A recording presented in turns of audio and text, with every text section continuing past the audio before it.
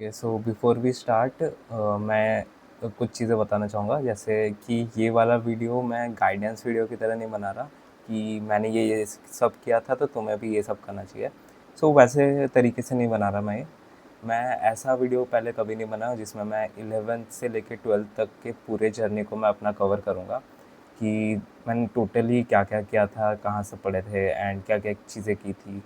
तो सब चीज़ें लाइक कंपाइल करके मैंने कभी बताई नहीं है, and also it's like a documentation या वैसे ही टाइप का कि जर्नल टाइप का कि मैं क्या क्या कर चुका हूँ, वो एक हिस्ट्री की तरह रह जाएगा इधर। And also you will learn more about me कि तुम लोग मेरे को जानोगे एंड समझोगे कि मैं कैसा टाइप का इंसान था, कैसे पढ़ाई किया करता था। तो और बेटर अंडरस्टैंडिंग होगा मेरे बारे में तुम लोगों को भी। तो it all starts with 10th class का एंडिंग, जब मैं 11th क्लास में ज्वाइन कर रहा था। तब क्या था कि मेरा मैथ्स में कुछ ज़्यादा इंटरेस्ट था and I use to think कि मैं मैथ्स आगे 12th के बाद मैथ्स परस्यू करूँगा, मैथ्स में बीएससी एमएससी करूँगा एंड देन कुछ प्रोफेसर समथिंग बन जाऊँगा मैथ्स में। सो मेरा माइंड में तो उस टाइम वही रहता था। देन उसके बाद क्योंकि मैं मैथ्स पढ़ने वाला था तो आई डिडंट थिंक कि मेरे को बायो ज़रूरी है, एंड मेरे को बायो बिल्कुल पसंद नहीं था। तो मैंने बायो नहीं लिया एंड उसकी जगह सी एस ही एक ऑप्शन था, एंड सी एस मेरे को हल्का सा अच्छा इच्छा भी था समझने का, करने का। So I took C S computer science only. So वो मैंने लिया अपना एक सब्जेक्ट की तरह, एंड उसके बाद मेरा 11th स्टार्ट हुआ। एंड 11th के स्टार्टिंग से ही मेरा माइंडसेट ऐसा था कि लोग हमेशा 10th के बोर्ड के ख़त्म होने के बाद 11th में आते हैं एंड थोड़ा सा स्लैक हो जाते हैं। दैट इज़ समथिंग जो पता है सब लोगों को होता है, एंड स्टिल लोग उसमें गिर जाते हैं कि 11th में थोड़ा स्लैक हो जाता है। तो आई यूज़ टू थिंक कि मैं ऐसा कभी नहीं करने वाला। मेरा 11th मेरा स्टार्ट होते ही मैं अच्छे से स्कूल में जितना पढ़ाया जाता था, ट्यूशन में जितना पढ़ाया जाता था, उसको अच्छे से कवर किया करता था बार बार। कोई चैप्टर मेरा पीछे नहीं रह जाता था। एनसीईआरटी के हिसाब से बोल रहा हूँ, मैं कुछ कोचिंग नहीं जाता था। मैं खाली ट्यूशन जाता था एक सीबीएसई का, एंड वही ट्यूशन जाता था जो मैं 10th में जाता था। उधर अलग टीचर्स पढ़ाते थे 11th में, तो उधर ही पढ़ा मैं 11th अपना। इतना अच्छा नहीं लगा उधर से पढ़ना, बट स्टिल उधर कंटिन्यू किया अपना 11th। तो वैसे मैं अपना 11th वैसे कंटिन्यू कर रहा था, खाली एनसीईआरटी पढ़ रहा था एंड कभी भी लैक नहीं कर रहा था। आई यूज़ टू प्ले वॉलीबॉल अपना 11th क्लास में। 11th क्लास में जब मेरे को हल्का हल्का टाइम मिल जाता था, मैं नीचे जाके अपने दोस्तों के साथ वीकेंड्स में अपने दोस्तों के साथ जाके वॉलीबॉल खेलता था। And also I use to play a lot of games back then, mobile के गेम्स, लैपटॉप के गेम्स, बहुत सारे गेम्स ट्राई करता था। तो 11th मेरा ऐसा था कि मैं पीछे नहीं छूट रहा, बट उसके साथ साथ मैं अपना लाइफ भी एंजॉय कर रहा था। ऐसा नहीं है कि मैं एंजॉय करने के लिए पढ़ाई छोड़ दे रहा था, बिल्कुल। मेरा एनसीईआरटी के साथ साथ ये सब एन्जॉयमेंट वगैरह चलता रहता था। देन उसके बाद एक टाइम आया हाफ ईयरली का टाइम, 11th के हाफ ईयरली में स्कूल में। आई रियलाइज्ड कि मेरे को थोड़ा सा मेहनत करना होगा, और एंड ऑल्सो कि आई रियलाइज्ड कि आई रियली लाइक स्टडिंग। मेरे को उससे पहले तक पता लाइक एक कॉन्शियसनेस नहीं आया था कि मेरे को फिज़िक्स केमिस्ट्री पढ़ना कितना अच्छा लगता है। सो उसके बाद से मेरे को फिज़िक्स केमिस्ट्री में कुछ ज़्यादा ही इंटरेस्ट आने लगा, and I use to read NCERT. NCERT मैं तब तक रीड नहीं करता था। उसके बाद हाफ ईयरली के बाद से मैं अपना एनसीईआरटी पढ़ना स्टार्ट किया, एंड एनसीईआरटी पढ़ के मेरे को बहुत अच्छा लगा, स्पेशली केमिस्ट्री का। फिज़िक्स का बहुत फालतू सा एनसीईआरटी दिया है, तो उसके लिए मैं एसएल अरोरा से पढ़ता था। तो केमिस्ट्री का मैं एनसीईआरटी से मेरे को इतना फैसिनेटिंग लगा, उसका जो ऑर्गेनिक पार्ट था, जो electrophile, nucleophile and electron transfer वगैरह चीज़ें, बहुत फैसिनेटिंग चीज़ें लगी थी।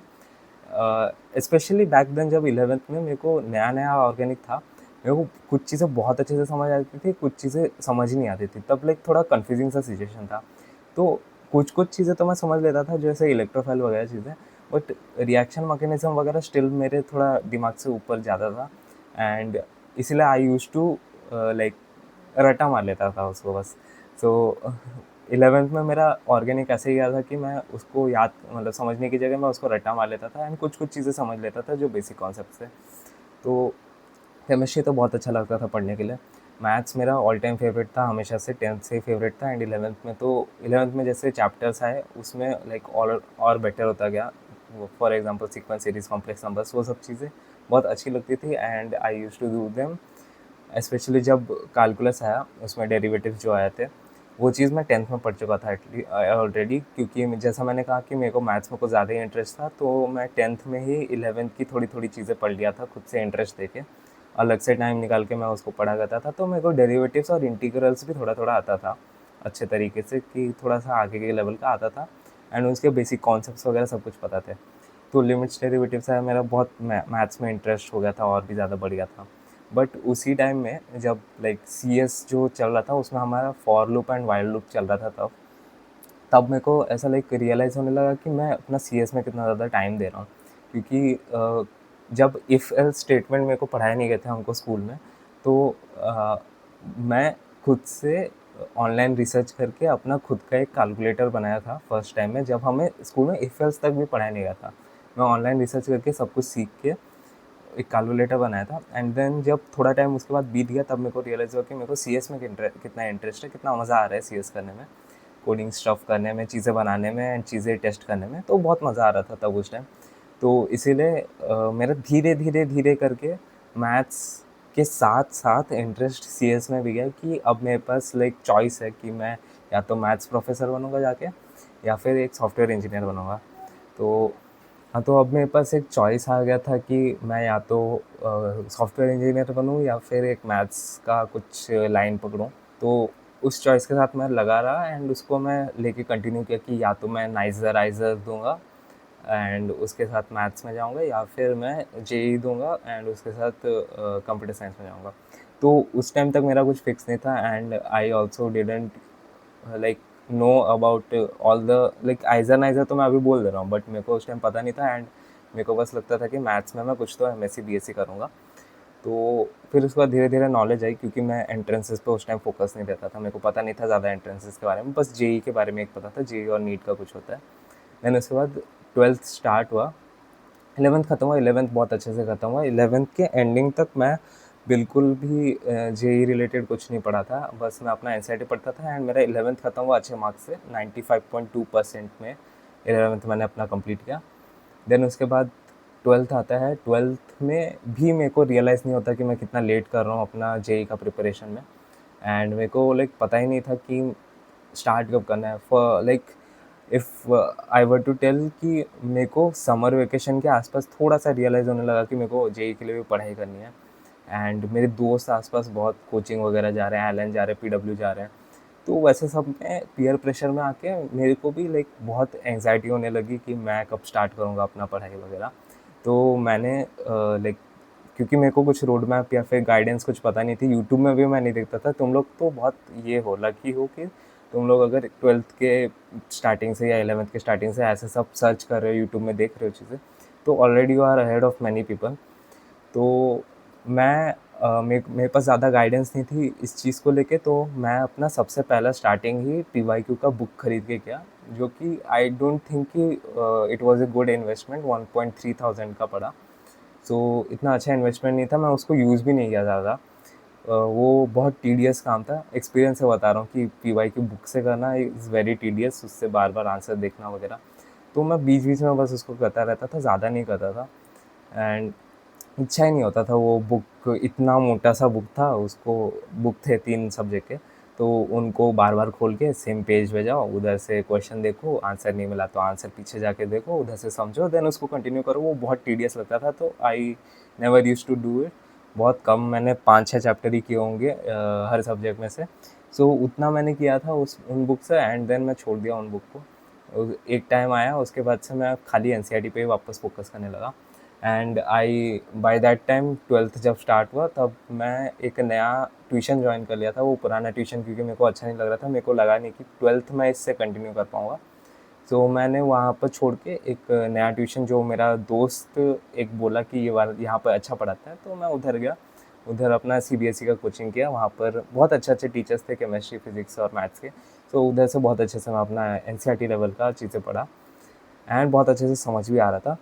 एंड इधर भी मैं वही सेम चीज़ बोलना चाहूँगा कि अभी तक मैं जेई पे फोकस नहीं किया हूँ, एंड एनसीईआरटी मेरा 100% क्लियर चल रहा है अभी तक, कि 11th का जितना भी पार्ट ख़त्म हो गया वो सब मेरे को बहुत अच्छे से आता है। लाइक कुछ भी पूछोगे तो मैं बेसिक लेवल का मैं उसको बता दूंगा आराम से।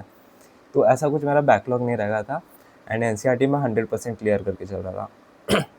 तो उस टाइम में अब क्या हो गया था कि 12th आ गया था, एंड पता नहीं कैसे कि दिन में टाइम ही नहीं बचता था, खाली होमवर्क करना, लिखना, ट्यूशन का होमवर्क करना, लिखना, क्वेश्चन सॉल्व करना, लिखना, एनसीईआरटी में ऐसे पूरा निकल जाता था, टाइम ही नहीं मिलता था कहीं जिम जाना या वॉलीबॉल खेलना, वैसे सब के लिए टाइम नहीं बचता था। तो वो सब को करिकुलर एक्टिविटीज़ वगैरह सब कुछ मैं छोड़ दिया था उस टाइम। एंड खाली ट्यूशन जाता था, स्कूल जाता था, होमवर्क करता था, सोता था, गेम खेलता था, बस उतना।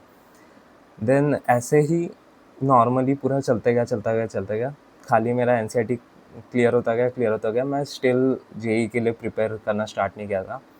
And I think for me that was a good thing कि मैं स्टार्टिंग से अपना जेई प्रिपरेशन स्टार्ट नहीं किया। I mean not good thing, I think कि जो मैं पर्सनली मैंने किया है कि एनसीईआरटी स्टार्टिंग में पढ़ के बाद में जेई के लेवल तक ले जाना, that is a risky thing for sure, but for a person like me that was like good enough कि उतने टाइम 3 महीने में मेरा आराम से जेई लेवल तक तो क्लियर हो सकता है अगर मैं एनसीईआरटी को 100% क्लियर करके रखूँगा। So it work for me, it might not work for everyone. And इसलिए मैं रिकमेंड तो नहीं करूँगा कि ऐसे लास्ट के लिए जेई के लिए प्रिपरेशन रख देना। That you should do it every day कि थोड़ा थोड़ा 20 क्वेश्चन भी लगा लोगे जेई लेवल के तो वो बहुत है, क्योंकि एक साल तक वैसे करते रहोगे तो फिर आराम से 20 इंटू 365 7,000 8,000 क्वेश्चन हो जाएंगे। 7,000 8,000 क्वेश्चन में तो आराम से जेई क्लियर हो सकता है, जेई मेंस की बात कर रहा हूँ। तो उसके बाद धीरे धीरे करके ऐसे ही चलता रहा। And I never use to skip school. 11th में मैं बस मुश्किल से 3-4 दिन एबसेंट रहा हूँगा। 12th में मैं एक भी बार एबसेंट नहीं रहा था, नवंबर तक मेरा 100% अटेंडेंस था 12th में। देन उसके बाद नवंबर के बाद से मेरे को अनऑफिशियल लीव दे दिए। मेरे प्रिंसिपल ने आके मेरे को नहीं, मैंने उनसे पूछा था and they allowed me to take leave, क्योंकि मेरा I was ahead of everyone in my school कि मेरे ग्रेड इतने अच्छे थे कि I didn't require any revision classes और वो लर्निंग वाले क्लासेस जो रिवीजन होते थे एंड चीज़ें क्वेश्चन कराते थे एक्स्ट्रा, वो सब चीज़ें मेरे को रिक्वायर नहीं था। तो मेरे को मेरे क्लास टीचर ने और प्रिंसिपल ने लीव दे दिया था। एंड उसके बाद से मैं 3 महीना घर पे खाली बैठ के, एंड मैंने कल नहीं परसों शायद एक वीडियो डाला था इसके ऊपर, टाइम टेबल के ऊपर अपने। तो उसमें भी जैसे मैंने बताया, मैं अब 3 महीना पूरा ऐसे ही मेरा चलते गया। सुबह उठा, लेक्चर देखा, क्वेश्चन लगाए, और फिर उसके बाद खाना खाया, क्वेश्चन लगाए, देन उसके बाद सो गया, देन उसके बाद मॉक टेस्ट दिया, देन उसके बाद क्वेश्चन लगाया, रिवीजन किया, सो गया। यही सेम चीज़ मेरा पूरा 3 महीने तक डेली चलता रहा। And because there was a thing कि मेरे को पढ़ाई करना बहुत अच्छा लगता है, कि मेरे को क्वेश्चंस लगाने बहुत अच्छे लगते हैं, नए कॉन्सेप्ट सीखने में मज़ा आता है, चीज़ें करने में मज़ा आता है नई नई। सो इसीलिए मेरे को कभी भी बर्नआउट फील नहीं हुआ कि आज एक दिन गैप ले लेता हूँ। मेरे को सबसे पहला बर्नआउट आई रिमेंबर जनवरी 9 या 10 के आसपास हुआ था, जब पूरा सिलेबस ख़त्म हो गया था, सब रिवीजन बार बार कर रहा था एंड क्वेश्चन बार बार लगा रहा था। मेरे को एक दिन फिर उसके बाद रियलाइज़ हुआ कि मैं यही सेम चीज़ बार बार करते जा रहा हूँ। एंड वही एग्ज़ाम से 10-15 दिन पहले जनवरी 9 या 10 तारीख को मेरे को थोड़ा सा बर्नआउट फील होने लगा। सुबह उठ के मैं क्वेश्चन कर रहा था एंड मेरा दिमाग ही काम नहीं कर रहा था। उसके बाद पता नहीं क्या हुआ एंड मैं अचानक से सोने चला गया वापस सुबह ही।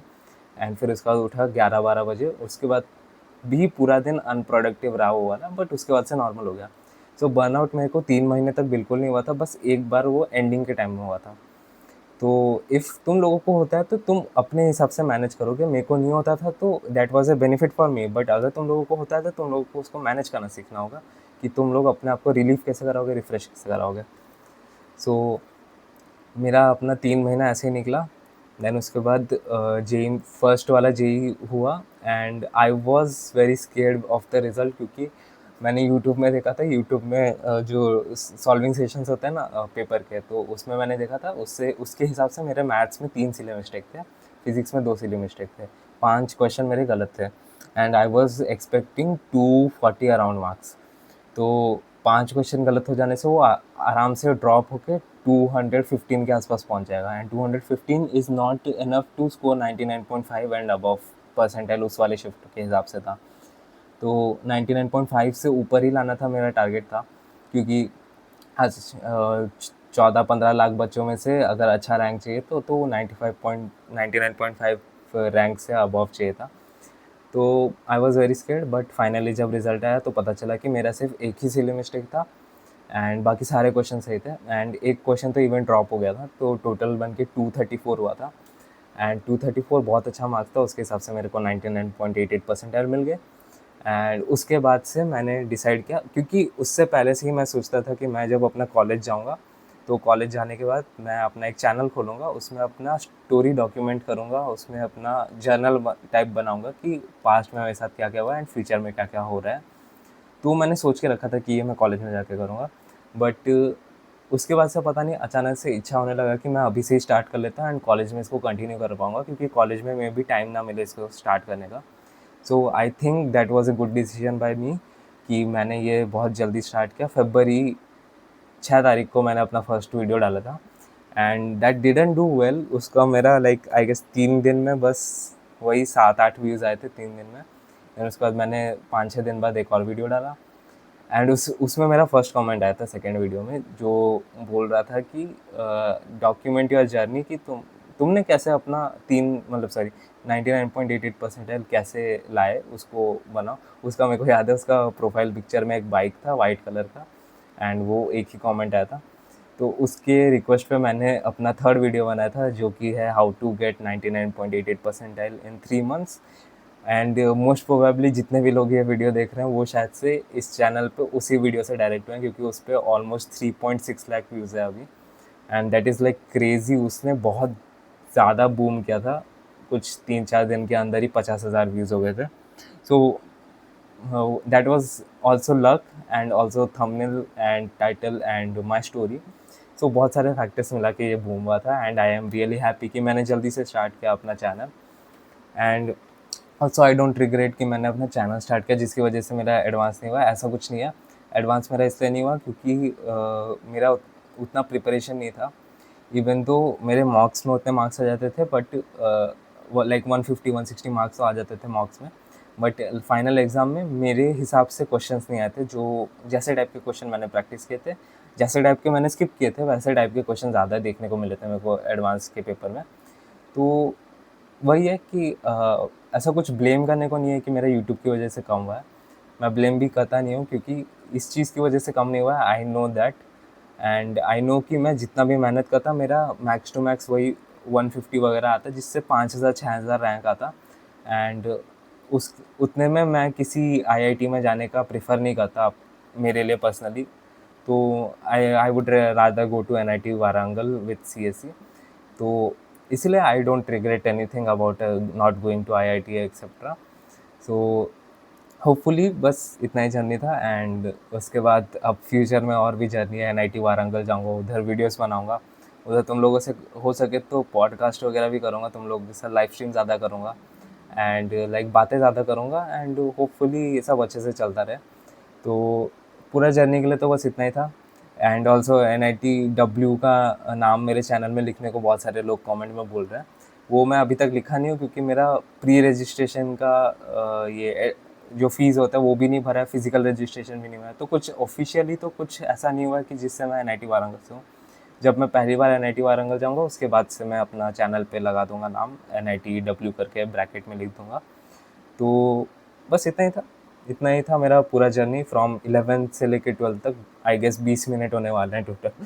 तो इतना टाइम तो बोल दिया एंड होपफुली तुम लोग समझ पाए होगे कि मेरा जर्नी कैसा था एंड मैं कैसे ट्रांजिशन किया NCERT से लेके जेई तक।